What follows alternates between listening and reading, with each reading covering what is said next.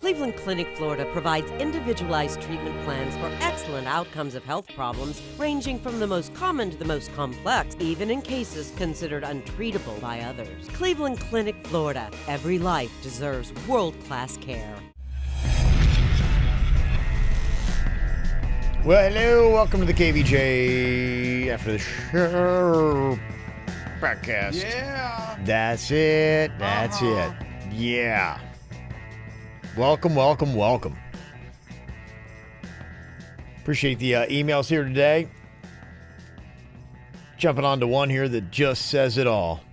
Jaybird is setting himself up for failure. Uh-oh. Yeah. Okay. What have you done now, Bird? I mean, the list is so long. This could be anything. Mm-hmm. I'm such a big. I just do it all wrong, Virginia. Aww.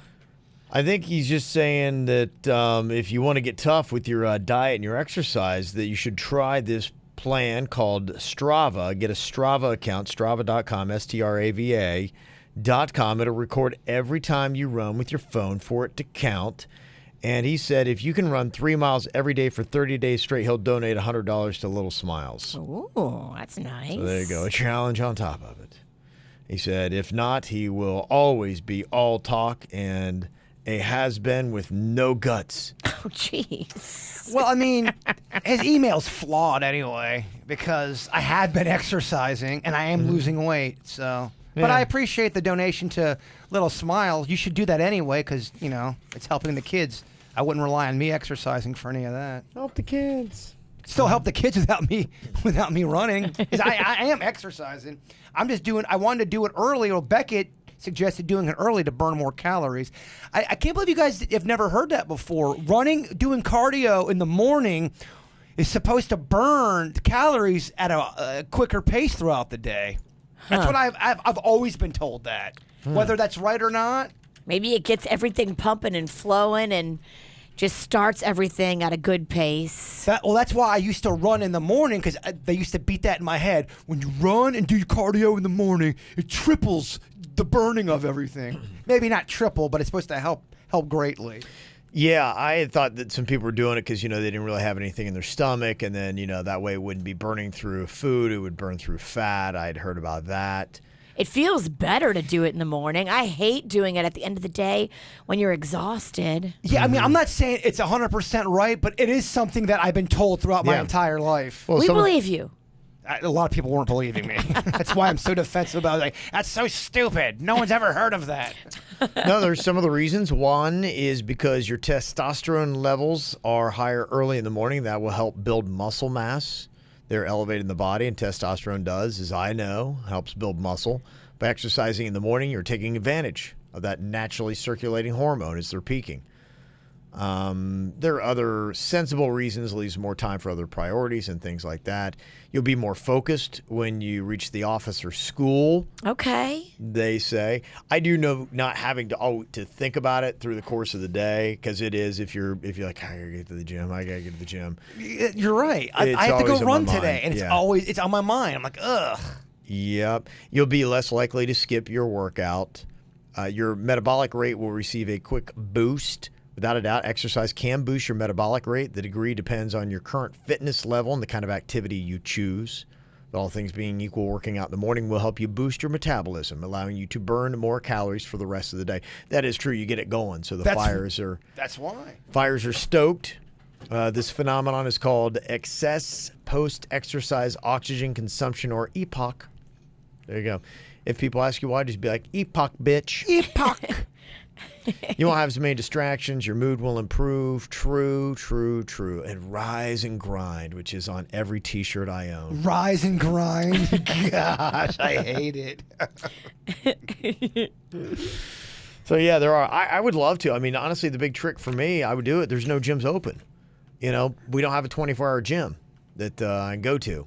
Way back in the day when I lived in California, there were 24-hour gyms everywhere. And I don't really know where they have a 24-hour gym. And it would, at least not one that's close.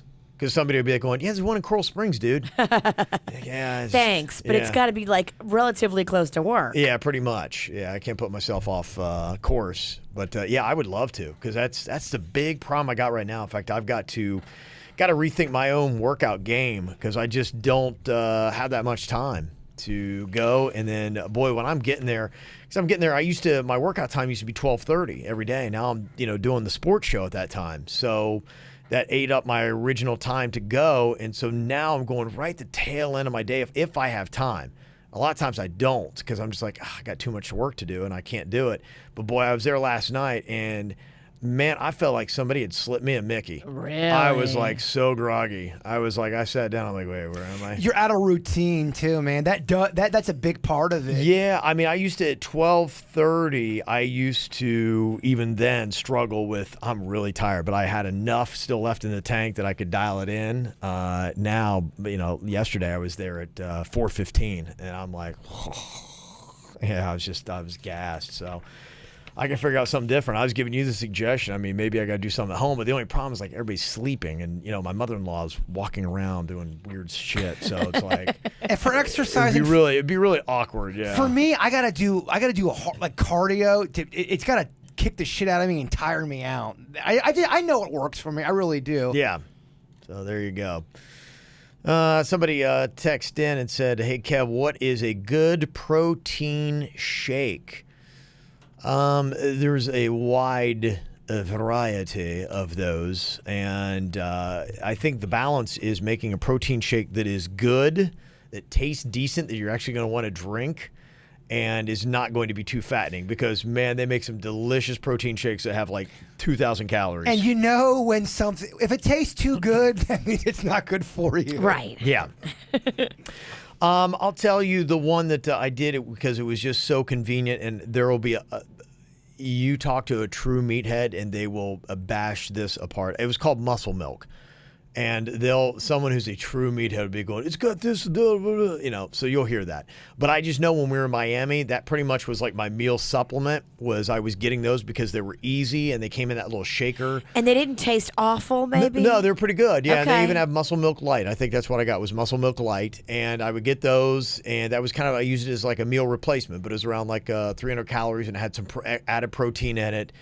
Yeah, if you're a complete diehard muscle head that's watching every little thing and all these different variances, then they're going to shoot it down. But I would say for the simpleton like myself, if you're just trying to maintain, it's a lot better than drinking a real milkshake. Gotcha. So I would recommend the Muscle Milk because you can get them and they're convenient. That's what quick weight loss has me doing. I mean, I eat 3 protein powders a day. So I do like a protein drink when I wake up. Yep.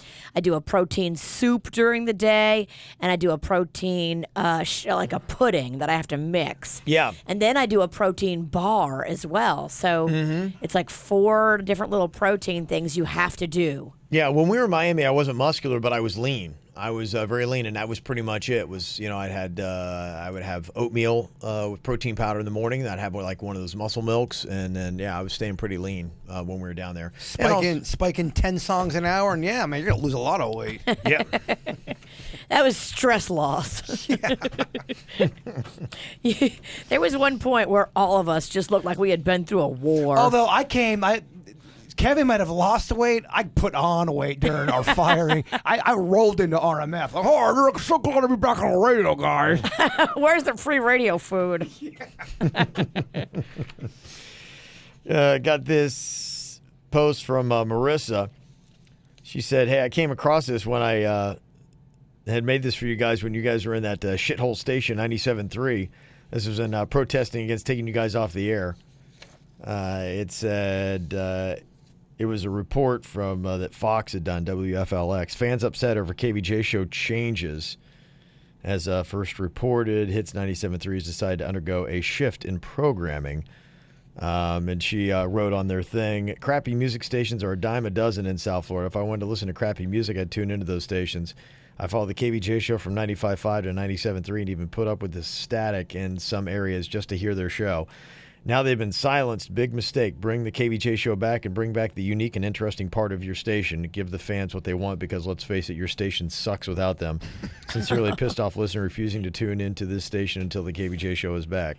Thank you for that. They try to act like there not that many people are emailing in. Meanwhile, their website crashed. Oh, they blew up a mailbox? And their mailbox was blown up. Yeah, they don't care. That's next next level. I think it's a federal crime, which, I mean, no one's going to get prosecuted because we don't rat. No. But thanks for stepping it up to that level. It is nice when someone's got your back in a down moment in life. It Yeah. really, it means a lot. When life just kicks you in the nuts and somebody's there to pick you up. That was a low point for all of us. So Yeah. we thank anybody that stood by us. Almost killed me. Marissa said, listener to the death. So there you go. And go fuck yourself, Jason. Aw, sweetheart. That is a sweet email. This is about Ellen. She's the woman that we talked to yesterday, just trying to figure out what to do with her marriage. She's been in it for a couple years, got a couple kids, just doesn't feel that fire for her husband. And they've put the effort into it. They've done some marriage counseling, and they've also tried date nights and stuff like that. And it's just, I don't know, he doesn't excite her, I guess. And I think she's like, is there something better for me in this world? And Chastity said, hey, Ellen, just to let you know, stay with your husband. My husband and I went through a similar time. We separated and everything before we realized that we actually do love each other. Love is an action, not a feel-good feeling. She needs to find something for herself, an interest, friends. Marriage is work. It takes constant effort. A person will never fully make you happy in all areas of your life. And for my husband and I, it is God. We are Christians, not overly religious, but without Christ, we could never make it work. But even if you aren't Christians, you can rely on happiness just through your spouse. I think the one thing she's saying is true. I think sometimes we get into a relationship and we think that it's the other person's job to make us happy. And I think that the truth is you make yourself happy. That is true. If you're not a happy person, no one's going to save you.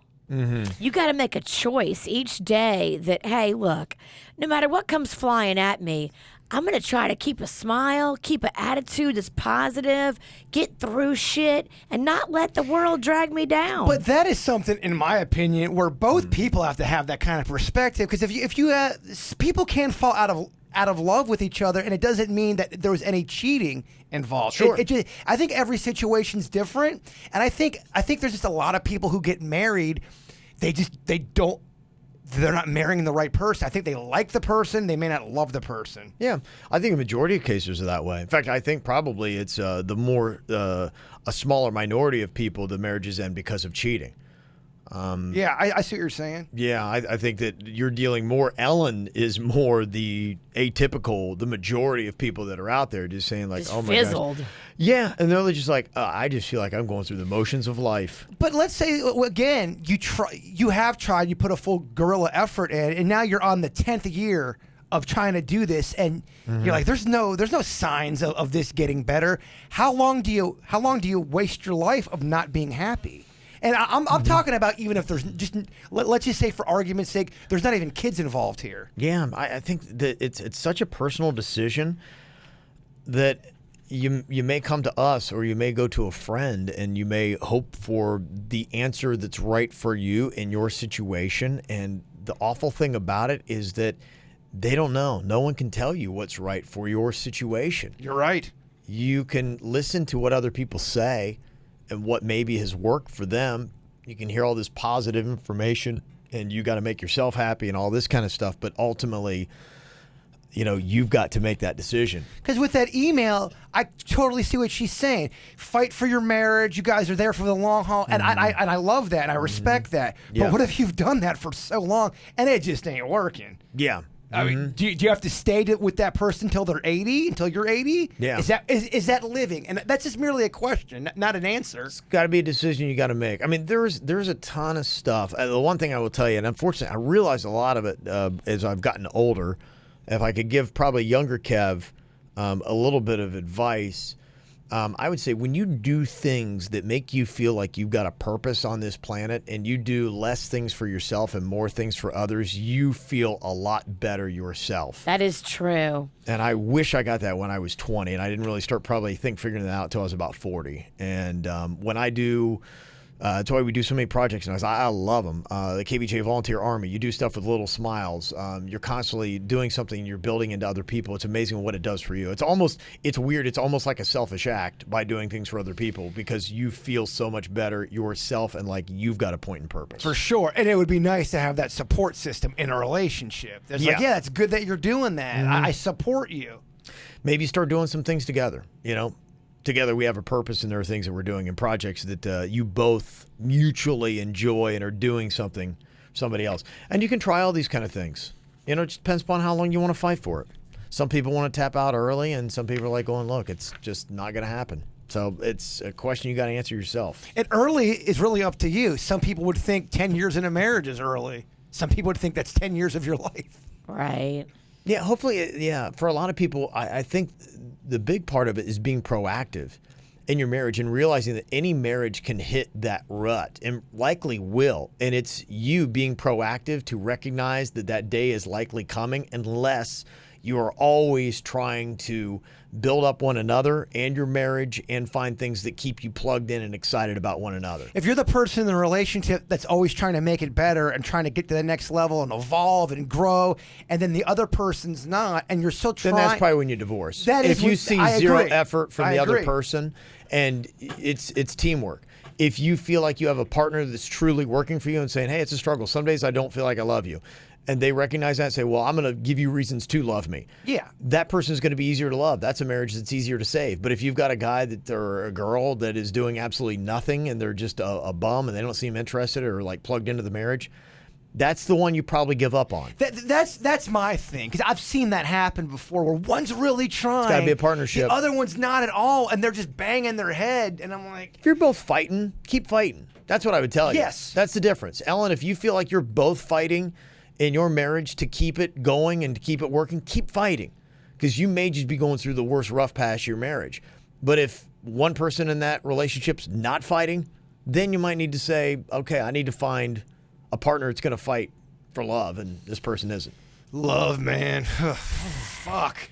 But when you find it, we found out today, I had that stat that people are a lot happier when you hit that 20-year mark than you ever were in the big honeymoon phase. It's crazy to think about. That's not to say, though, people who are married for 10 or 20 years are happier than someone that doesn't get married. They just seem to be happier with couples that have been married that may have not made that mark yet. I think it's all a crapshoot, It is. too. It really is. It really just depends on, did you marry the right person for you? Yeah. You can tell me, you can give me studies up the wazoo. What you just said is the absolute truth. And you don't know when you're getting married if that's going to be the right person for you, because you can't predict somebody's future behavior. And some people change, and some people don't change. Yeah.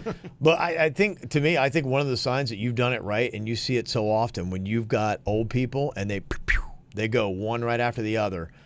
That's when you look at that and you're like, that's a lot of times I think a sign where it's like they are just so connected that there's just one gone and then the other goes right after them. I mean, you hope that's what it is. It's romantic and it's sweet, and I do. It's optimistic. I think that I believe in that. I mean, I think you and I are alike in the fact that we kind of believe in the spirit realm and things like that. And I believe that your spirits can become that kind of connected, and that's that kind of like really gushy love they sing about in those love songs, that kind of stuff.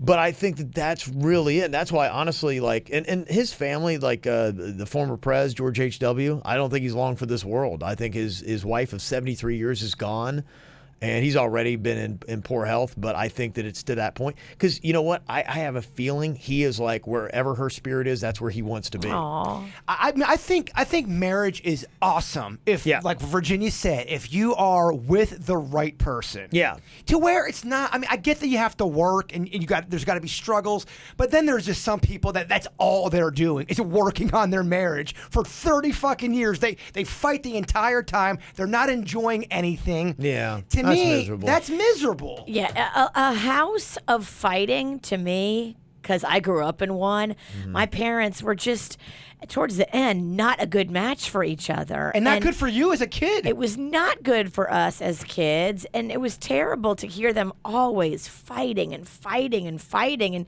so I vowed, if I was in a situation where there was fighting, I was like, Peace. Bye. I'm out. I will not be in a home that's not a sanctuary of kindness and love. If you can't be nice, get the fuck out the door. Because I really do. I think when two people really love each other and they're friends, their souls are jumping at each other, that is great marriage. And I am so for that. I think that's amazing and awesome. Mm-hmm.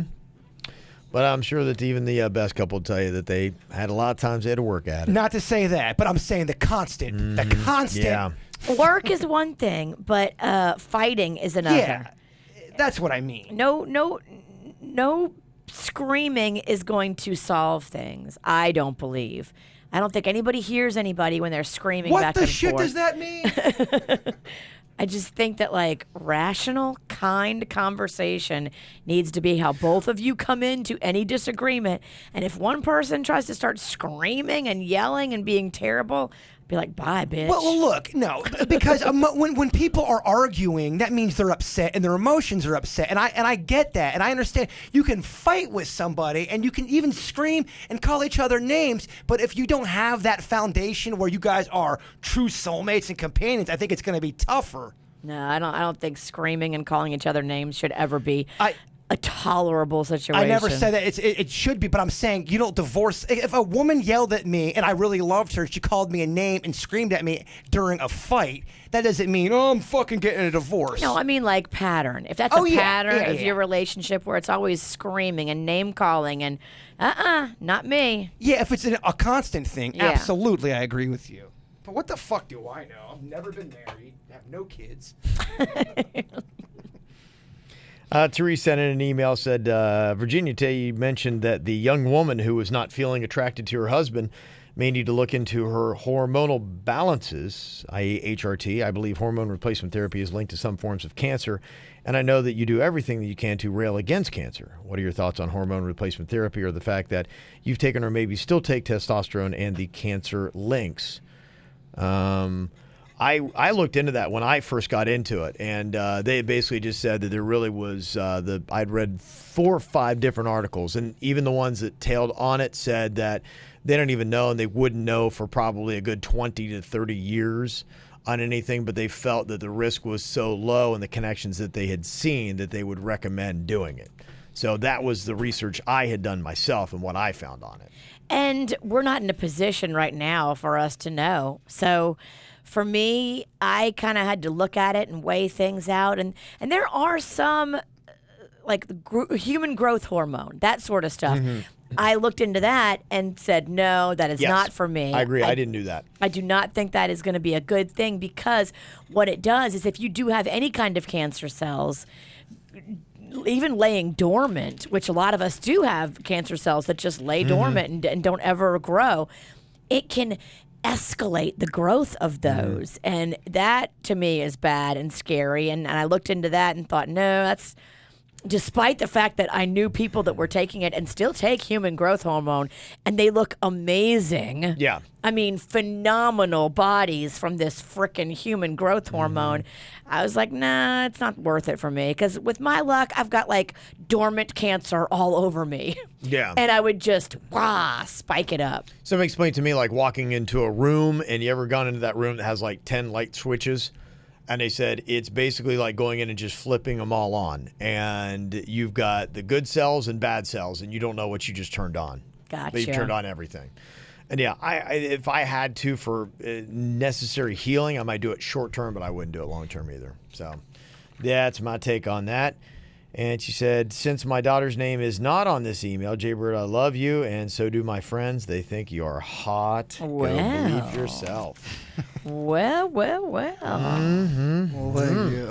Y'all single?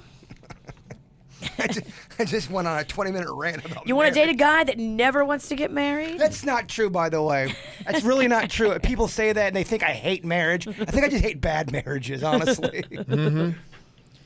We got this from Susan in Seattle. Said, I'm just now catching up on Friday's podcast. I heard your and Virginia's comments on the school walkout, Kev. As a teacher, I support this. This walkout was organized first by the students and for the students. The March for Our Lives was organized later and was meant for everyone. The students chose the anniversary of the Columbine shooting, the first school shooting of its kind, which unfortunately occurred on 4/20. Thinking that one march will be enough to generate change is naive. I would much rather students lose 5 days of school for walkouts to oppose gun violence than to lose 10 days for band, sports, whatever. Yes, there will be some irresponsible students taking advantage of the situation. These are the people who, as adults, will call in sick on the Monday after the Super Bowl. Finally, for you in Virginia to say, let's get back to learning is hypocritical when you pull your kids out of school for a spring training baseball game or Mardi Gras, which you've both done. Damn! Zing! Civic-minded students become civic-minded adults. Just an opinion. We just disagree. So you just said in your statement that you think it's silly for kids to miss 10 days for sports or band.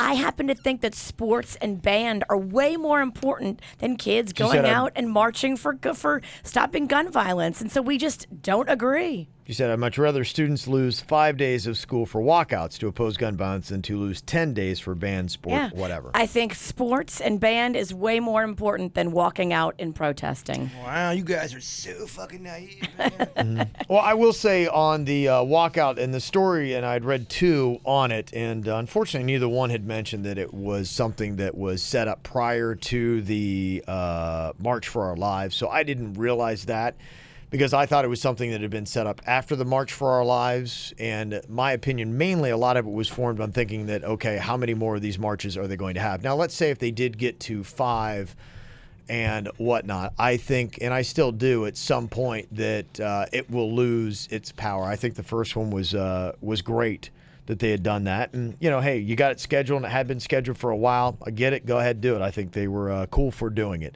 But I do know high school Kev. I know my attitude and the way I would have done things.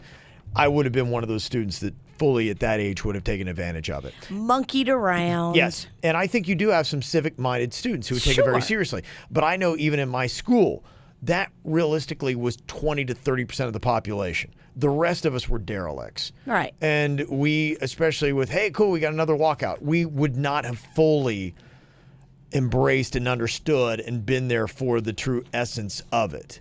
And so I think a lot of it would have been lost. And so, yeah, it's a difference of opinion. I'm cool with them doing what they did. And to me, it was like, my question was, how many more are we going to have? And then what is the ultimate effect going to be? And at the end of the day, it's every individual parent's decision that they make with their kid. Mm-hmm. I think personally, sports, band, vacations with the family are way more important than a school walkout. Well, they're just different. They're different things. And I think you nailed it when you said, look, we're going to say stuff on the radio, or you're going to say something, and you're just not going to agree with our opinion. A lot. Mm-hmm. There's stuff you guys say that I don't agree with, and I'm on the fucking show with you guys. I don't agree with what you're saying right now. Exactly. Well, that's what I'm saying. Well, that's just people are going to say stuff, and they're not going to always see it your way. But I do support it. So I support them doing what they're doing, and I think that the students should be heard, and I think that they should have a right to attend safe schools. So I am all about that. So. Yeah, you guys sound a little naive to me. The end results I agree with. I just like the critique emails when I'm not involved in them. Bring it. Matt D. from Fort Pierce said, why do you guys read celebrity birthdays? Do people in the audience really care? I've been skipping them for years now, and I finally decided to call you out. A good point and a controversial comment. It's funny that you bring this up because we were just talking about this last week. We debated it a lot, and I think, it was something where it's like, okay, let's give it a shot and see how it goes, and it might be a 2-part question.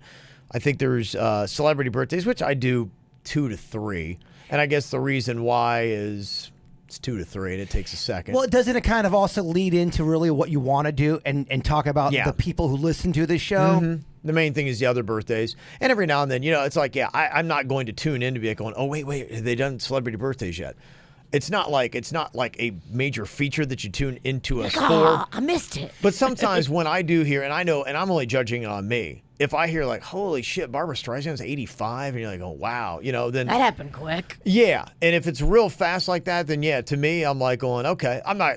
Like I said, I'm not going to go out of my way to listen to the show that does that, but if they do mention, I'm like, oh, okay. I guess the question would be, the majority of the audience, would they rather hear birthdays locally where your kids can be on there, your girlfriend, your husband. Would you rather have that, which a lot of shows don't even do anymore because they have radio consultants telling them no one likes that shit? Would you rather have that kind of local feel, or would you rather have us do a segment that would be a topic that could make you laugh?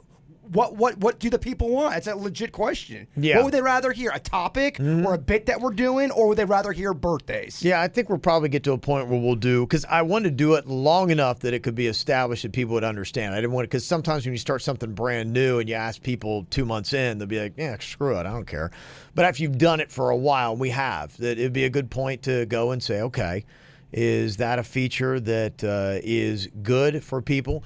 Because it is something a little bit different that we want to do. In fact, there's a big article today as I was reading about what Tesla has done and how they kind of, in a sense, regret. It was actually a radio article that was talking about what radio had done to itself in 1996 with deregulation. These companies were coming in and buying all these smaller stations, and then they started voice tracking. And then they started firing all the local DJs in all the markets and putting on all these syndicated talents from bigger markets, arguing that, well, the quality has gotten better, but you lost all that local feel. And so for us, wanting to be a South Florida show and feeling really connected to the people that listen to it, we thought that might be a good essence of doing that. Because to me, I think people get thrilled when they hear their name on the radio. They do, but I can see what he's saying. It's a bit of a self-serving thing. Let's say if you don't have a birthday, and I'm a kind of guy, I could give a fuck about my birthday. Yeah. So there's definitely, I think, a percentage of our audience is like, oh, fuck the birthdays. I get it. I see it. So I think we're real close to getting to the point where we've got to measure one way or the other. And how you do that accurately, I don't know. Because, I mean, you can throw up a freaking web poll, and is that going to tell you the real truth of, like, what it is? No, because it might just be people that care about birthdays plunking in, and it says, oh, 90% of the people say it's great. But if you do get an over amount of stuff from the people, you'll know. What about this? What about just celebrating kids' birthdays? Yeah, the only thing is it breaks down to 18, and boy, I tell you, the one thing that I have found out, people get very defensive about... Don't fuck up those birthdays. Yes, and like we've had some where if we didn't do it exactly right, people will lose their minds. Because that's what we do. We deliberately try to fuck up birthdays so people can hate us. Like, what? No. Yeah. Not at all. Yeah, so and you know, that's the whole thing. It might be evident that there's a small portion of the audience that really loves them and enjoys them, but we got to do what a majority of the audience likes. And if a majority of the audience is like, yeah, I don't like that, then yeah, we'll get rid of it. I'm going if I was listening in the car, would I rather hear us do something either funny or entertaining, or would I rather have you read off birthdays from people that I've never met or I'm never going to meet? If I was the person in the car, it'd be like, I'd like to hear you guys do a topic. Yeah, well, then maybe birthdays are on their way out. Damn, Jay Bird just killed birthdays. No, I could be wrong, and I'm just going through but I clearly, Yeah. I'm not one person that only has, I'm not the one special person that has that thought. Right. If I'm having that thought, I'd imagine other people are having that too. Yeah. I'd imagine. Yeah, well, it might be. It's something we gave a ride to. So, Matt D, you might be right, and we'll just see what the response is. What are your thoughts, Nikki? What do you think? I don't know. I still like it, but I'm old and I'm like I'm very traditional. Oh, in my day, we celebrated everyone. I hear you. And I know little kids get a big kick out of it. Yeah, and I They know do, yeah. and that's so special. When we're out and we meet a kid who we've said their name on the radio for their birthday, you should see them glow. Okay. They light up like a Christmas tree to tell us how we said their name one time on the radio, and it's special. What if you found out that when we do that segment, our audience drops off 80%? Like we like everyone's like, oh fuck birthday. Would you still want to do it? Sorry, kid. Yeah. Yeah. Of course, we can't lose 80% of our audience because that would be really bad.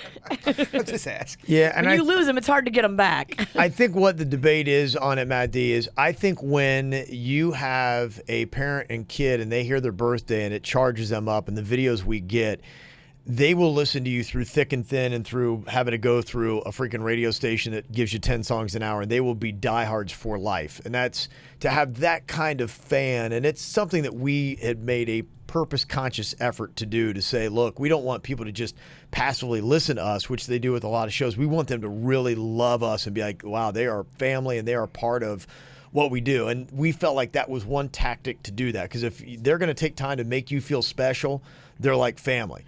And so to be able to have that kind of connection is the reason why we do it. The reason not to do it is that, 80% of the people are like going, I can't stand this. And so that's why we do things where like, we can't chant everybody. We got to break it down, because we got to realize, and I think it's riding that fine line. That's what we've tried to do to this point. But if it's a complete miss, and it becomes evident that it is, then absolutely. And I completely see your thinking behind it. Yeah. I really do. Because nobody else is going to do it. No one else is going to take that time, because people are from a lot of the shows still in South Florida are from other parts, Sure. of it. And like I said, I've had so many national consultants say it's a complete waste, Kev. I don't know why you do that. And, I give my thing. I said, you know what? I'm going to see how it goes.